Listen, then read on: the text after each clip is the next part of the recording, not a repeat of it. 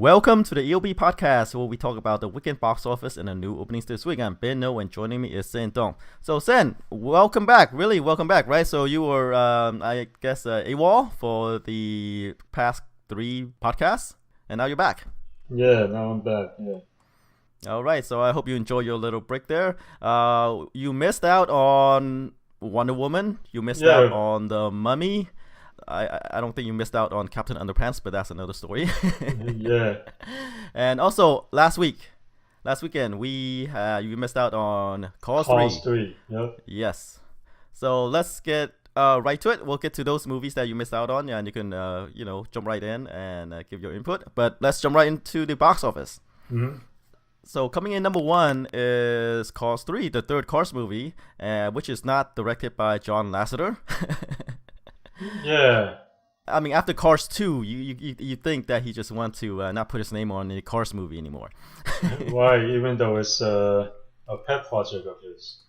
You know, he loves cars and... Right. Yeah. John Lasseter is the guy who's credited as, heading Pixar, and their, quality movies, right? But Cars 2 is the worst reviewed movie in Pixar's history. Yeah, by far. And even the original Cars, even the first Cars wasn't as well reviewed as the other Pixar movies. Yeah, it was like in the 70s, yeah. Yeah, this franchise as a whole is not like one of Pixar's better quality franchises of films, but it's making them a buttload of money on merchandise. Exactly. And, like you said, it was John Lasseter's pet project. And, since he's John Lasseter, no one, said no to him. But then again, he was right in that it made Pixar and Disney a lot of money through merchandising, if not, through movies, right? Right. Okay, so the Cars 3 opened to 53 million, roughly, which is a step behind Cars 2. Yeah, a step behind Cars 2 and the first Cars. The first Cars did 60 million, the second Cars did 66 million. But the second Cars made less money domestically. Actually, it made 191 million, which is kind of almost 50 million behind the first one domestically. Worldwide, it made more than the first because of the international market is a lot larger than when the first Cars opened. And this one is, despite being better reviewed than the second one, it's actually fresh. It's like, 60, a little bit over 60% on Rotten Tomatoes. Yeah, 66%. So 66% on Rotten Tomatoes, a whole lot better than Cars 2, which was, I think, in the 30% range, but not as high as the first one. So at least the quality is better. It is, but as we observed, right, the movie before it affect the opening of the next movie. Yeah. So that's why, I project the movie to open somewhere in the 50 to 55 million range, and it fell just right between it. Yeah. So you were right on the mark on this. The first Cars, not great word of mouth, but at least it was, it was decent. It wasn't great. The second Cars opened a little bit more, but didn't do as well, and mainly because people consider it not that good of a movie, and so this one kind of suffered from the bad word of mouth from the second one, despite having better reviews. Right. But because, of the second Cars movie and, that affected the opening here, being better reviewed, I mean, the third one could, carry it in theaters domestically and in foreign markets. But who knows? Maybe the interest is not there for another Cars movie. It is about racing, right? And, we've seen these movies before, but for the target audience, probably not. Yeah. These racing movies except for, like Fast and the Furious, I think one that's focused mainly on the tracks, mainly on car racing, like NASCAR, etc. They haven't done explosive at the box office. So it's not something that's guaranteed to draw a lot of people in. Well, you're referring to Turbo, right? Well, Turbo, Driven, it was, Stallone and Randy Holland. Right. And even that Tom Cruise one, what is it? Days of Thunder? No way. Yeah, Days of Thunder. I think that did decent. That did like 70 million at the box office back then, which is pretty good. But it wasn't, these 100 million blockbusters. Right, but back then it's hard to reach up to 100 million. But like these days, every movie could do 100 million now. Well, I wouldn't say every. Well, you get my It's still drift, right? hard, still hard. Yeah, Right. still Okay. difficult. But Okay. I guess the thing with the Cause franchises, they made it for merchandising, but it's obviously you can tell slowing down. And even, I mean, the reviews are better, but 66% is still not like, hey, nothing to boast about. Right, it's not one of their marquee properties. Oh well, it is a marquee property from a merchandising standpoint. Yeah. Now I think if Cause 3 ended up with like 90% on the tomato meter, then people would probably give it a second chance or another look. But 66%, way better than 35% for the second one or whatever it was. But still nothing that you can go out and go, hey, we got 66%. Sure. Yeah. Well, the thing with the Cars movies is that it always kind of seems to ape some other movie. Like the first Cars is kind of like Doc Hollywood, right? I'm not sure. The second one, people say that is a spy thriller. Kind of like James Bond. Well, actually, you know what? The second one is pretty much a Michael Bay movie. I saw it, and there were it's basically explosions everywhere. Oh, okay. Except the cars, they don't transform. They kind of transform. Okay. Kinda. All right. They all right. So it is a Michael Bay movie then. Yeah, it was pretty much when I saw it, I was like, whoa, why did they decided to go Michael Bay on this? Because Michael Bay was making a buttload of money. Yeah. Okay. Yeah. And there's Why not? Transformers. And the Transformers films were making a buttload of money. I know, they were sitting in the boardroom and saying, how can we cash in on transforming vehicles? Yeah, they did. Let's just Michael Bay this. And that's what they did for Cars 2. Right. And they weren't wrong. They Michael Bay the hell out of it. Pretty much. Yes. Yeah, they were wrong.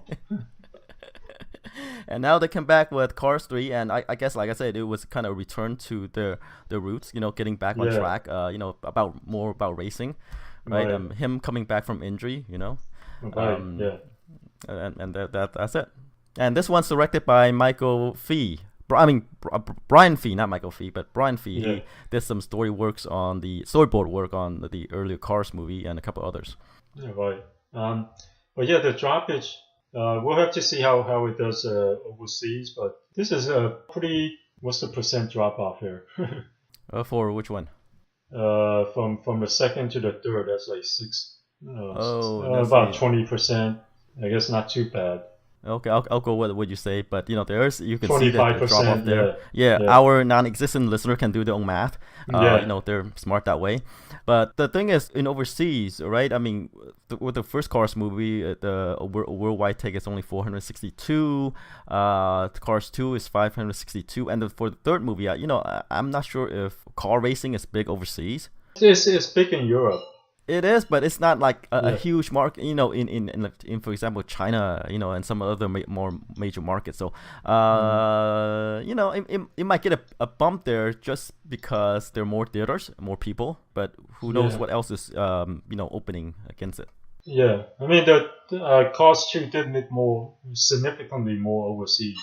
I mean the first Car only made about 200 million overseas. The second Car made almost twice that, 370 million. Overseas, and overall the second Cars made more than the first one.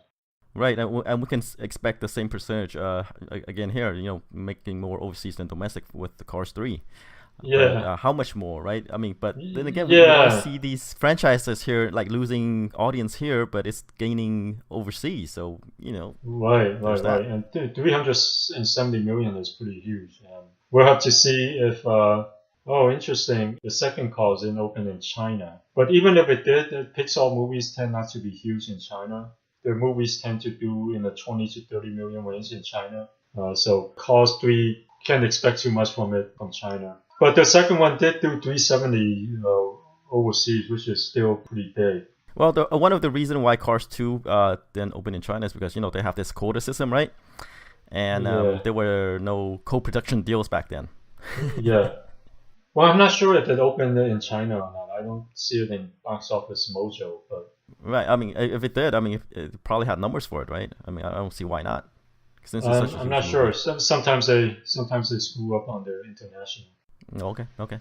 All right, Yeah. let's keep an eye on this. We don't know how it will stay in theaters, right? I mean, since the 53 opening is not huge by Pixar standards, Mm. which is one of the lower ones. But again, will this I guess will Cars 3 get the franchise back on track, really, for it and to build off on? Mhm. Let's head on to number 2. Yeah, the I guess you can say surprise hit of the summer. Is it a surprise hit? Yeah, I guess when you consider by the reviews and the I don't think anyone was expecting Wonder Woman to be the top grossing film in the early DC universe, excluding the Right, right. Batman movies. Okay, all right. Let's officially tune in number 2. Let's say coming in number 2 is Wonder Woman. It put in about 41 million in its third weekend. Yeah, with a drop off of only 30%, which is super impressive for a blockbuster film like Wonder Woman, which also opened so huge. Yeah, it opened about 100 million, 103 million actually. Yeah, But the drop off, surprisingly, the second weekend is sub 50, so about yeah, 48% or so. So which is low, and then the third weekend is only 30%. So the hold, I think, is the best hold of any superhero movies. yeah. For the third weekend, or maybe even for the second. The second weekend, Yeah, the drop off is only like 42% or something like that, which is really good. yeah. Second weekend is 43%. Yeah, so which is, I believe, those hosts are the best, at least I've seen, of any superhero movies in the second and third weekend. Yeah, so after 3 weeks, it's already at 275 million domestically, and it's on pace to do like three. I think box office guru was saying 370. It's on pace to do 370, which is more than Batman versus Superman or Batman v Superman and Suicide Squad. Right, right. And I said in before the movie opened, in my preview, say that this movie was kind of unproven because it is Wonder Woman. She is not as big as Batman or Superman, right? Yeah, And it stars a relative unknown, unknown. unproven lead actress, right? And everyone was kind of projecting lower. Yeah, and most surprising thing is the reviews, the glowing reviews, because Batman v Superman around what 35% on Rotten Tomatoes, Suicide Squad around 35% on Rotten Tomatoes, Wonder Woman what 92%? Yeah, 92% on Rotten Tomatoes, and it surprised everyone. It opened significantly larger than what everyone were predicting. I think people were predicting, and it was tracking to do like 60 to 65 million opening, and then it blew that projection away with like 103 million. You don't see this kind of hole except for animated features. Right, this suggests that word of mouth is getting out there, saying, "Hey, Yeah, Wonder Woman is actually a good movie." People telling other people, and people actually going to watch it. yeah. That's why the hold is so amazing. And for the newer DC universe, kickstarted by Zack Snyder, Wonder Woman is actually the person moving this universe along. It's always the woman. It's always the woman. Yeah, I mean, especially after like Catwoman and what's the other what's the Electra, other yeah, Elektra. but that was Marvel though. Yeah, yeah. This is pretty amazing. Well, I mean, in terms of like super heroines, Right, right, okay. this is probably this is the biggest. And surprisingly, Wonder Woman is even usurping the boys, which is what you normally see. Yeah, in my post-opening analysis, I said that this movie, unlike the Zack Snyder movies, is allowed to have fun. It's brighter, not the dark and gritty stuff that he copped from Nolan, the Well, Batman you know movies. what? Here's the thing, That's though. what the review said. That's the review said, is that Wonder Woman is allowed to have fun. We Well, saw a bit of that it's in the allowed to Suicide have Squad fun, movie. but then it kept that Rob Snyder look. It has that Rob Snyder look, except for the beginning where they're in the Amazon, this Amazon village. That's Oh, where Zack we Snyder right. look, right? You say you kept the Zack Snyder look, not Yeah, Rob yeah, it Snyder. did keep this. Yeah, yeah, yeah, the Zack Snyder look. It did keep for most of the film, except for the first 10, 15 minutes, where they're in, the village or the island of Amazon women. That's what we bright. That's what we associate Wonder Woman with. But as soon as she got out of that and into World War One setting that has the whole Zack Snyder look and feel. So they did keep the look and feel, but what they didn't keep is that it has all the like you said, fun. There is a lot of fun. There is a lot of humor involved. People kept on comparing this to Captain America because of the World War setting, but it's actually more like Thor. The first Thor is more of a fish out of water tale. They were able to draw a lot of humor out of that fish out of water story. Right. That's the thing I guess is missing from Zack Snyder's take. Is that everything is so heavy, everything has to mean something, and everything's so serious and yeah, exactly. And it also doesn't have the Rob Snyder Zack Snyder. There's a moment of Zack Snyder's. There's a moment of stupidity. Okay. Like the whole Batman v Superman thing. It's like Batman was about to kill Superman, and Superman just out of the blue mentioned his mother's name, Martha, and suddenly Batman's like, whoa, I was about to kill you. What am I thinking? Everything is forgiven, yeah. Yeah, or like Man of Steel, the way that Clark Kent's father died was also stupid. There's this big tornado or this big storm, and just for plot purposes, he's like, don't save me, don't save me. Superman could have easily saved him, but for some stupid reasons, he's like, just let me die. People can't see you as Superman. And it's like, people couldn't see him as Superman anyway. He could have just easily changed like the million times that he easily changed into Superman and no one noticed. So it doesn't have that, that Zack Snyder stupidity, the moment of stupidity that everyone's just like, this could have been a good movie, but then, he included this stupid moment. Right. Well, anyway, the point being is that Zack Snyder is, his hand might be involved. He might. Zack Snyder. Just kidding. Yeah, all right. Yeah. His hand might be involved, but not that involved. I guess he might consult on this movie, right? But he's not. His tentacles are not in this. He's not making Wonder Woman into like all this seriousness that he imbued with his other movies. That's a break. Give other movies a chance to be different. You could say save the DC cinematic universe, and it could be more of what people are looking for. They try to keep the continuity by keeping the Zack Snyder look and feel, but they did away with his storytelling. It seems like throughout his filmography has not been one of his strong points. Yeah, he's a visual artist. He's a visual artist, but other than that, his storytelling has always been suspect. Yeah, and despite the many writers that you usually see on these movies, none of them pointed out that this big moment here is kind of iffy. Right. It depends on who you surround yourself with, right? Yeah, but you think these big studio films where they have like a gazillion writers involved, that one of them would tell them that, hey, you know what, we can rewrite this. Right. But anyway, I'm saying Wonder Woman, you could say, is this beacon that the DC people can look at and say, hey, we could be different. We could line up. Yeah. And look at the result. Yeah.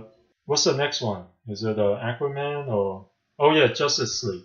Yeah, which is surprising to me because I thought they would do maybe not that surprisingly because Aquaman has always been the weakest. Yeah. Movie-wise or storytelling-wise of the series, but we'll see where they go on from here.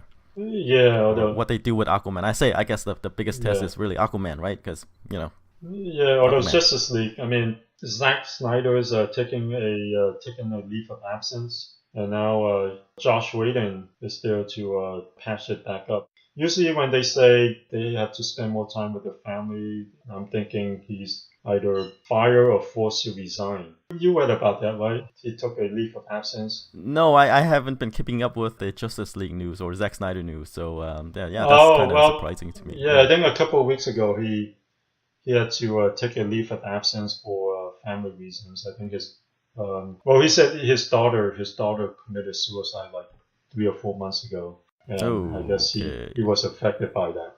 Josh Whedon was brought in to now finish it up and do reshoots. Yeah, well, even that, I guess the thing with his daughter would affect it. Definitely. You don't really recover from that. So, yeah. But understandable. So anyway, Josh Whedon, I guess like he has, superhero cred, right? He did the Avenger movies, and Yeah, the latest I heard was that like Whedon was brought in to do a Batgirl or something like that, right? Batgirl. Oh, the interesting thing was after Avengers 2. I read an interview somewhere. Josh Whedon said that Avengers 2 broke him, and he didn't want to have anything to do with comic book movies for a while again. And suddenly he's patching up Justice League. Oh, they always say that. I mean, it's just one of those things. They just either want to break or want to raise. Well, yeah, they always say that when they're deeply involved in a movie and they haven't been sleeping and they've only been averaging a couple hours of sleep per day. Like when Jackie Chan was blogging about his film experience, almost after every movie, he's like, "Oh, I'm gonna retire. I'm not gonna," Donnie Yen too. When they were like busy cranking out 3 movies simultaneously. Well, you can expect those guys, right? They do martial arts. Yeah. So you can expect that to take a very, very physical toll on them. Yeah. But it seems like all of them, when they, after, like weeks and weeks of like, 16-hour days or, 20-hour days, they would start to reconsider. Right. Anyway, they took a break and they want to come back. That's why they're in the business, right? They couldn't get away. Yeah, so that's why Josh Whedon's back catching up Justice League. Okay. That means it's in good hands, really, right? Yeah, it is in good hands. Yeah. So it bodes well. I mean, for people who are, skittish about, Zack Snyder being involved, and now that Josh Whedon, but with these things, I bet Josh Whedon will kind of use this opportunity to kind of like not put his stamp on the movie. I think he just want to kind of did what Zack Snyder would do. I think. Because of this respect for that other artist. I think he views Justice League as Snyder's movie, and I think he would do what Snyder would do. Yeah, except he'll probably look at the story and make sure there's none of those iffy moments. All right. Okay, but who knows? Like I say, if Zack Snyder put him in there, he might respect his wishes. You know what I'm saying? Because this is Zack Snyder's movie, and he's just taking over for him until he recovers from whatever he's recovering from. Yeah. So, I don't see he would rip things out and put things in himself without consulting Zack Snyder. Yeah, the movie's already been shot, so they can't do too much, even if he wanted to. Right. But what I'm saying is the juxtaposition of scenes or whatever, Yeah. I think he would. Would go with Zack Snyder's wishes instead of take over completely the movie. That's what I'm saying. Right. All right, we spent a long time here. Let's chug along to number 3 with All Eyes on Me. Hey, did we say the Wonder Woman movie, how much it did in third weekend? 40 yeah, we did. million? Yeah, Okay. So yeah, we talk a long time and sometimes forget. All right, number 3 is All Eyes on Me. It is the Tupac Shakur biopic. It pulled in 27 million. So it is about where I had the movie open to. I said the movie would open somewhere in the 25 to 30 million range, and it did just right within that range. And my comparison was 1999's Notorious, which is about his friend, Notorious Big, another rapper who got gunned down. That one opened to 20 million, but it was extremely front-loaded. It only did 36 million domestic and 44 million worldwide. And then, of course, there's this other movie called Straight Outta Compton, right? From 2015. It opened to 60 million. Something. Oh, 60 million. It opened to 60 million and did 161 domestic. And Tupac might not be as big or as influential as the NWA group, with Ice Cube and others, right? But I said it probably would open somewhere in the Notorious range. Yeah, Straight Outta Compton was also well reviewed too. All Eyes on Me isn't that well reviewed, so it was mostly just that fan base who wanted to see it, and I don't think it got anyone outside of that group.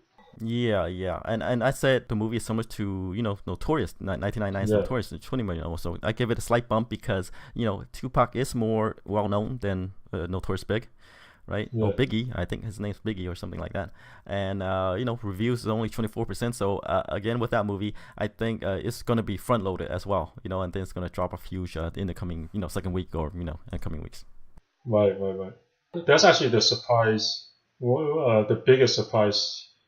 Well, not to you, but the biggest. I guess you had it higher than most people in the industry. All Eyes on Me weekend gross was on the higher end of what most people in the industry was predicting. I can hang with the professionals.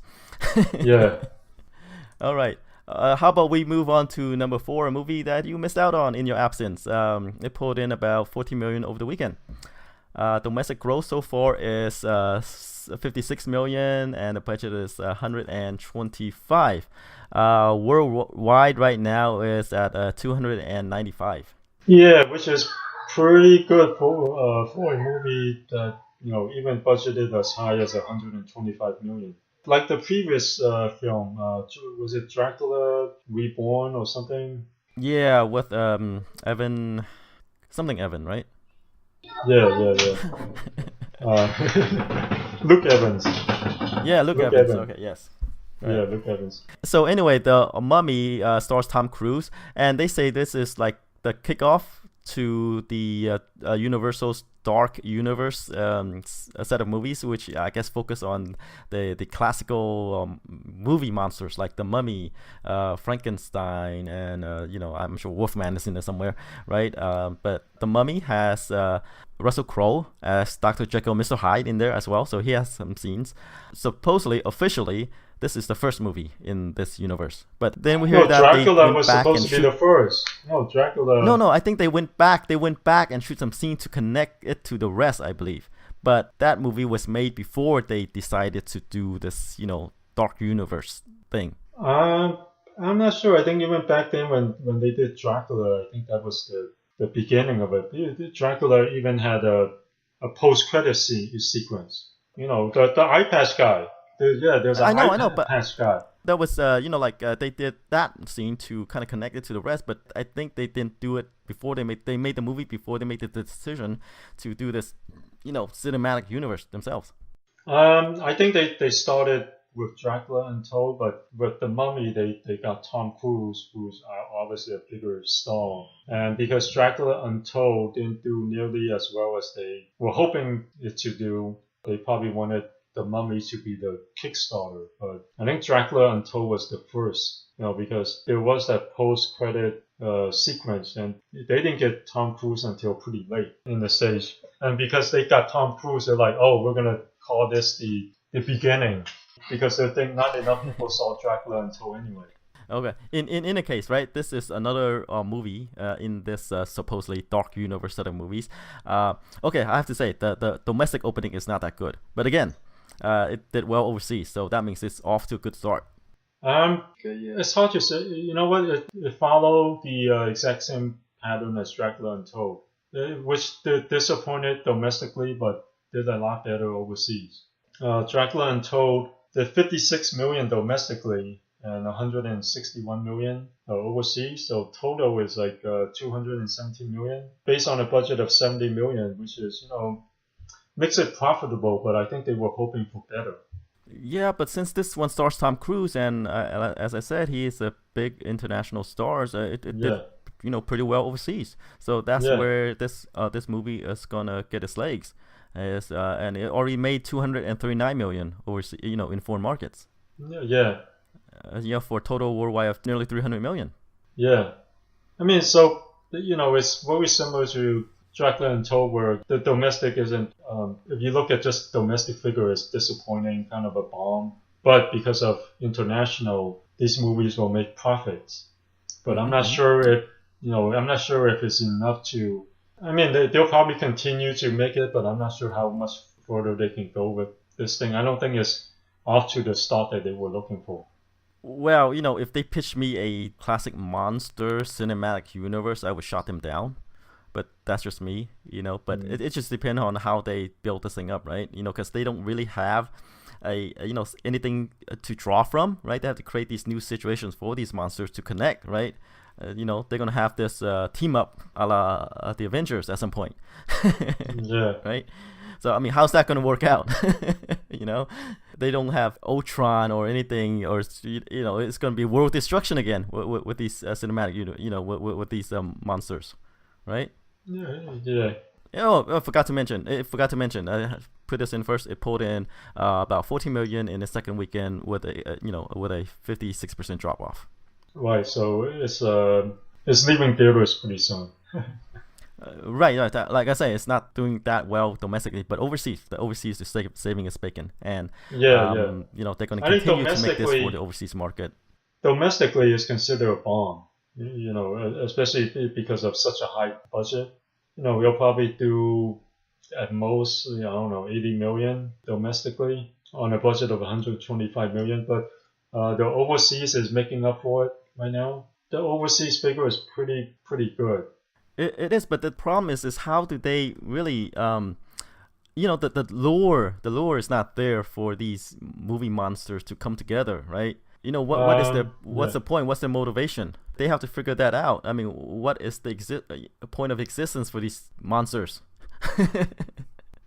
Yeah. So I think that's the difficulty there, and I don't know which movie monster is coming up next. I don't know how they're going to draw interest from that, right?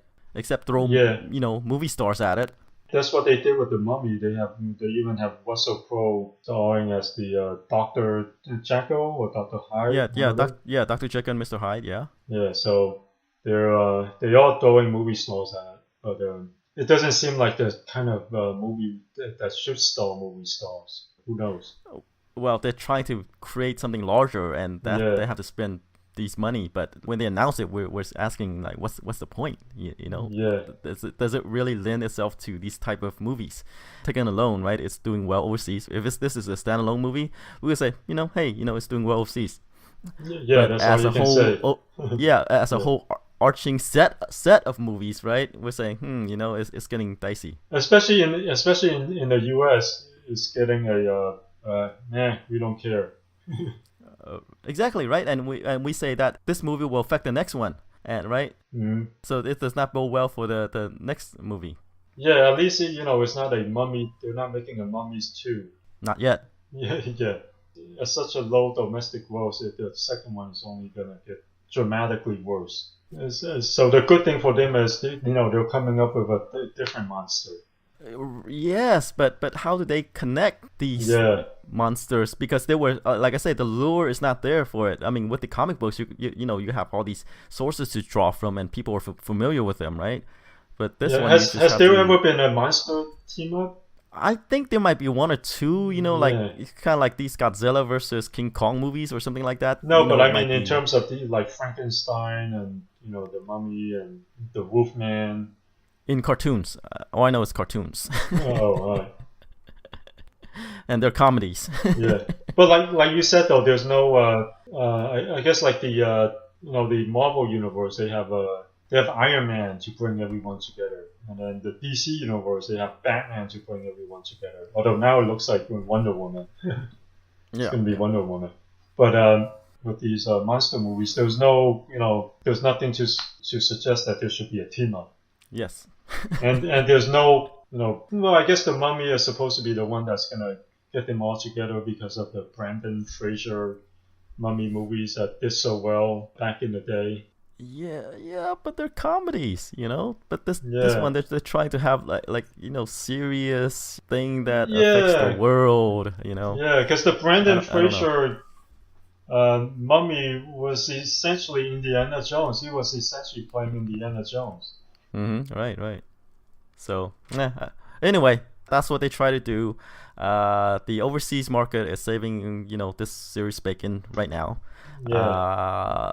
But I don't know. We don't know. But domestically, no one cares. Exactly. I said no one wants to watch a mummy movie, and that's what happened. They probably do, but maybe they just haven't done it right yet. Well, I guess we'll see. We'll wait for the next one. If it works, great, right? If not, then Yeah, who knows? Maybe they'll be able to pull a Wonder Woman with the next one. Right. Yeah, so maybe the next movie monster should be a female. They're looking at Wonder Woman and say, right? Yeah, maybe. All right, let's move along to number 5, which is 47 Meters Down. It pulled in about 11.5 million in its debut. This movie is kind of like, I think... it stars Mandy Moore, Claire Holt, Matthew Modine. Like I say, it's summer and sharks kind of go hand in hand. It's kind of like Shallow last year with Blake Lively. She's this Yeah, windsurfer who yeah. had a bout with sharks. And this one is Mandy Moore and Claire Holt went diving in a Mm. cage, and they and the cage broke, and they're trapped down there with sharks swimming around them, and they need Right. to escape. Yeah, 11.5 million is pretty solid. Yeah, and it's kind of where I had it too. I say 10 to 15 million. Damn, It's around you there. were doing so well without me. Maybe I'm the Yeah, one yeah. dragging you down. Right.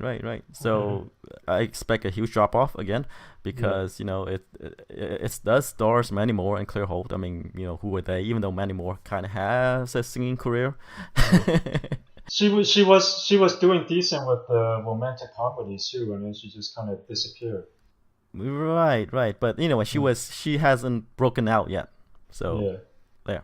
Now she's in these Well, you know these horror kind of movies.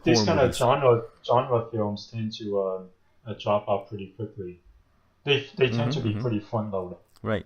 So it's one of these movies that's just there. And it stars Mandy Moore. And it's solid. It's a solid opening. Right. Nothing more, right? And so let's move on to number 6, which is Pirates of the Caribbean, Dead Men Tell No Tales. It pulled in about 8.5 million over the weekend. Drop off is kind of low, 21%, but it's I'm already in its fourth surprised. weekend. Yeah. Yeah. But, domestic gross is not good. It's only 150 million. Yeah. On a budget of 230 million, so worldwide is already at 650 million. Yeah. So it's the bulk of the box office receipt is from overseas market. And do you think, like the previous movies, that it'll reach 1 billion? No. It's already had 4 weeks of play, so I don't think so. And it's already open in China. 700, 750. Yeah, they kind of build this as the final Pirates movie, right? You think that's the case, or Yeah. they're gonna try eke one more out? Uh, they're going with spin-offs. The last I read.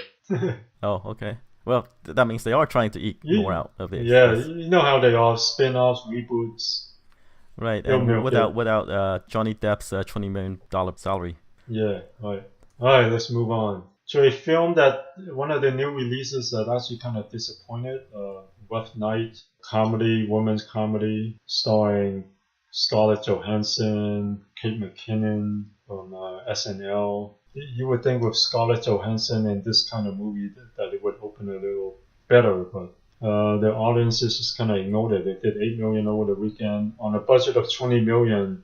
It's not going to lose money, but I think the studio was expecting more.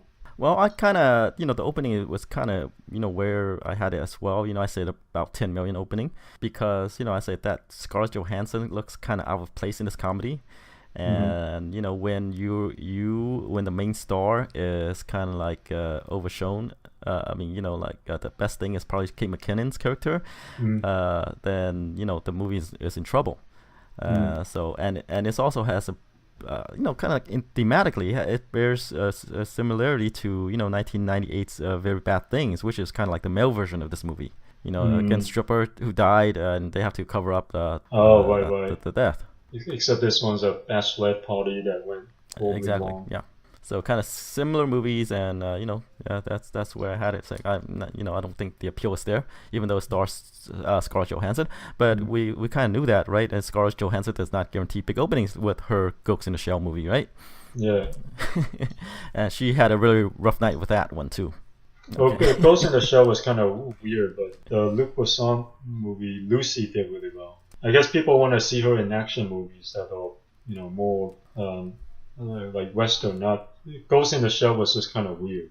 Right. But anyway, rough night. Just kind of open where I had it, 8 million. Yeah, not not rough, but not great either. Yeah. So it's just one of these female behaving badly comedies. Yeah, didn't do as well as some of the recent ones. Yeah. All right, let's move this along. Number 8, Captain Underpants, the first Right. movie, the first epic movie. It pulled in about 7.4 million over the weekend. Domestic take is 57 million. So, this is by DreamWorks Animation, and it's kind of like one of the lower performing opening movies. Yeah. In the So DreamWorks history. But again, this is based this is on a book. the Turbo and Penguins of Madagascar gross. Although I don't think this will have the same kind of international appeal as the other two films. No. This is a domestic book, right? It's based on a children's novel, and maybe Yeah, that's the yeah. reason why it didn't do well, because maybe the people who've seen the children or have outgrown this movie. So I'm not sure the if it's book. outgrown it. Maybe the audience was just never that huge to begin with.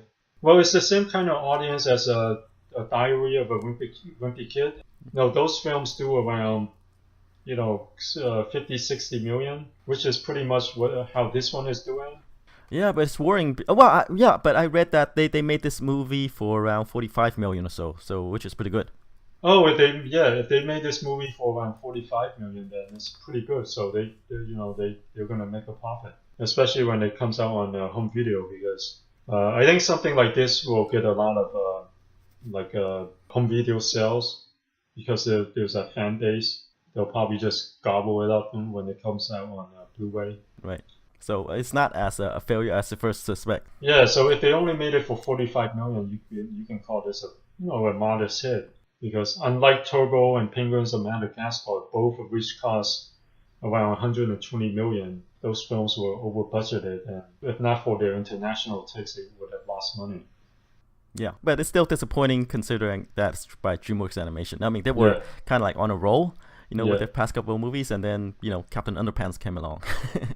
yeah. I'm not sure if you can call this. If they obviously knew that the audience is only of a specific number. If not, they would have budgeted like other DreamWorks films, which is in the 100 million range. But because they only budgeted at 45 million, they knew what the limit of how this movie would do.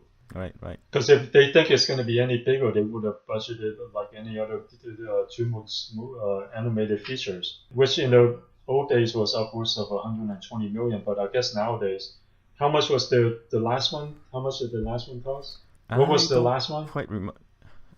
Their last one was The Yeah, Boss Baby. it was. Yeah, the Boss Baby was a decent sized hit, and the budget for that was like in the 70 or 80 million range.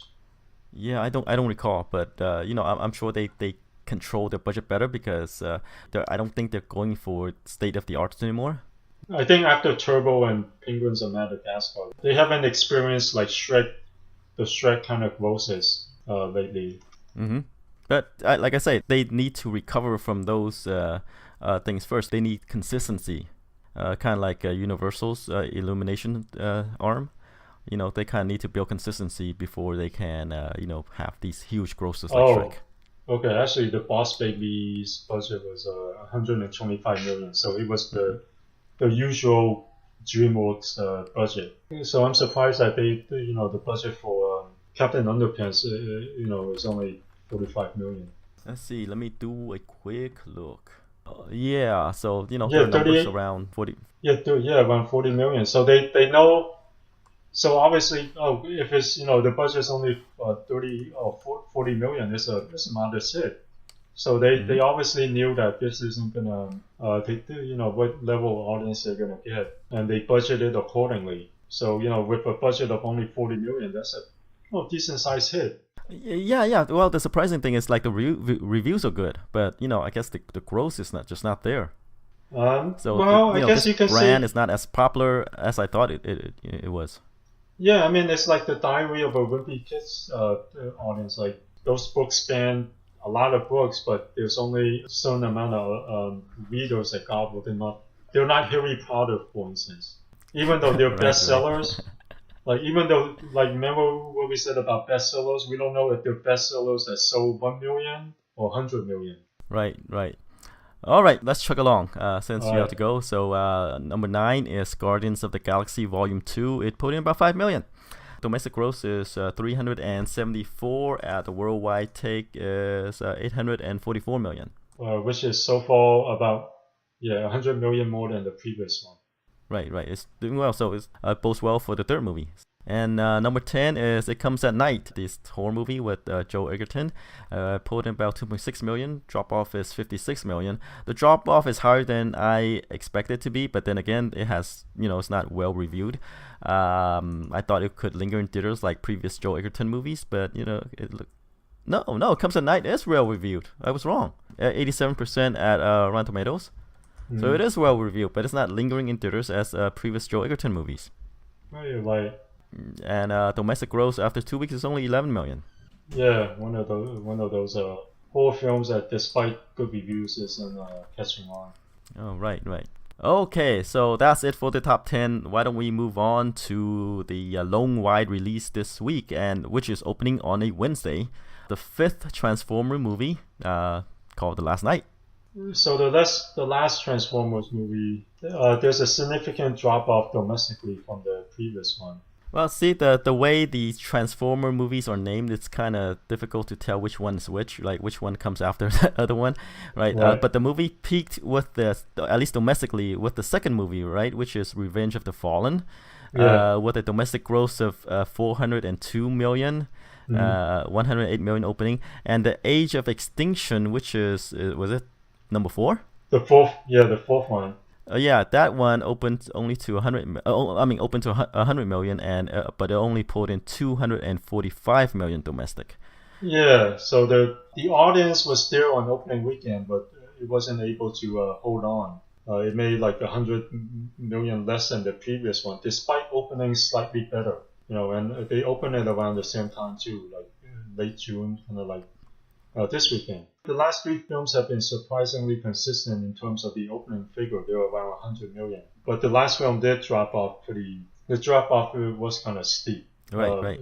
Total. But worldwide, it made about the same as the second one, which was about 1.1 billion. So what are you thinking? You know what? Same as you probably. It's gonna have a consistent opening, which is probably in the 100 million range. I don't know. There's a bit of drop off though in terms of the domestic figure.